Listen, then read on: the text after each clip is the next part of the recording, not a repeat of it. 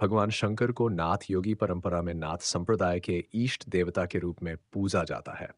और यह परंपरा नाथ योगियों की है जो प्राचीन काल से समाज में व्याप्त विभिन्न जातियों और वर्गों को एकजुट करने के लिए जानी जाती है। इसके चलते भगवान शंकर को सामाजिक और आध्यात्मिक सुधार के प्रतीक के रूप में देखा जाता है। अब बात करें कि भगवान शंकर निषाद जाति में क्यों आते हैं। इसके पीछे ऐतिहासिक और आध्यात्मिक कारण होते हैं। निषाद जाति भारत में एक मछुआरा समाज है और इसका वर्णन रामायण तथा महाभारत जैसे ग्रंथों में भी किया गया है। भगवान शंकर को हर वर्ग, जाति और समाज का देवता माना जाता है।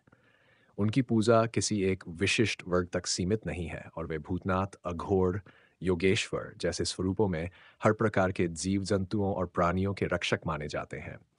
निषाद जाति का जीवन कठिन और संघर्षमय होता है और भगवान शंकर की तपस्या और त्यागमय जीवन शैली कठिन और तपस्वी मानी जाती है। निषाद जाति जो समाज के निचले तबके में मानी जाती थी, भगवान शंकर के आदर्शों से प्रेरित हो सकती है।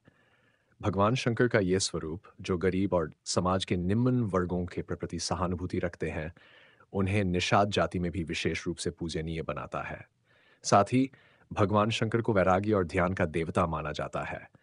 निषाद जाति का प्रकृति के साथ सीधा संबंध है क्योंकि वे नदी, जल और जंगल से जुड़े होते हैं। इसलिए भगवान शंकर की उपासना निषाद जाति के लोगों के जीवन में प्रकृति के साथ उनके संबंध और संतुलन को दर्शाती है।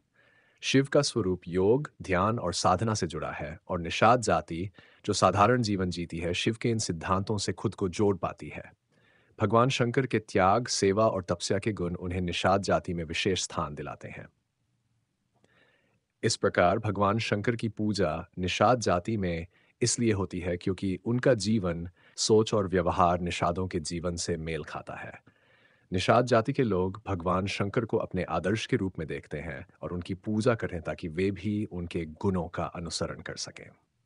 कहानी और पुराणों में भी कई जगह यह बताया गया है कि भगवान शंकर को केवल केवल उच्च वर्ग का देवता नहीं माना जाता, बल्कि वे हर वर्ग के लोगों के लिए उपास्य होते हैं। शिव की उपासना में जाति, धर्म और वर्ग का भेदभाव नहीं होता और यही कारण है कि निषाद जाति उन्हें अपने समाज का देवता मानती है।